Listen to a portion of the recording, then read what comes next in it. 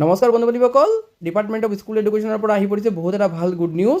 Mutual transfer related এতিয়াৰ পৰা হাই স্কুলৰ লগত যিকেইটা এলিমেণ্টাৰী স্কুল এমালগেমেট হৈ আছে আৰু তাত কাম কৰা টিচাৰে এতিয়া normal elementary school L P হওক বা ইউ পি হওক ছেইম কেটাগৰীৰ টিচাৰৰ লগত মিউচুৱেল ট্ৰান্সফাৰ এপ্লাই কৰিব পাৰিব। চ' এতিয়াৰ পৰা যিসকল শিক্ষকে হাই স্কুল এমালগেমেটেড এলিমেণ্টাৰীত চাকৰি কৰে তেওঁলোকে নৰ্মেল এলিমেণ্টাৰীৰ লগত মিউচুৱেল ট্ৰান্সফাৰ এপ্লাই কৰিব পাৰিব। এই সম্পৰ্কে ডিপাৰ্টমেণ্ট অফ স্কুল এডুকেশ্যনৰ পৰা কি আহিছে ইয়াত দিয়া আছে।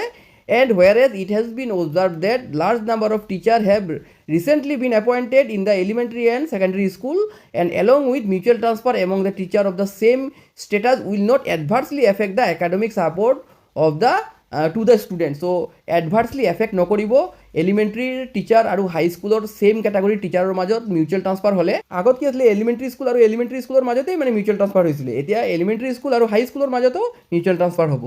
ইয়াত আৰু এটা কথা দিছে যে আগত 2 বছৰ নহ'লে মানে লকিং পিৰিয়ড 2 বছৰ আছিলে, 2 বছৰ এজন টিচাৰে এবাৰ মিউচুৱেল ট্ৰান্সফাৰ পালে 2 বছৰ তাৰ লক পিৰিয়ড আছিলে, কিন্তু এতিয়াৰ পৰা 2 বছৰ নহ'লেও তেওঁ আকৌ মিউচুৱেল ট্ৰান্সফাৰ নেক্সট ইয়াৰেই এপ্লাই কৰিব পাৰিব। এইটো বহুত ভাল গুড নিউজ হয়। টিচাৰসকলে বহুত চাফাৰ কৰি আছিল আৰু এতিয়াৰ পৰা ভাল হ'ব এলিমেণ্টাৰী স্কুল আৰু হাই স্কুলৰ মাজত যেতিয়া মিউচুৱেল ট্ৰান্সফাৰ সম্ভৱ হৈ গৈছে।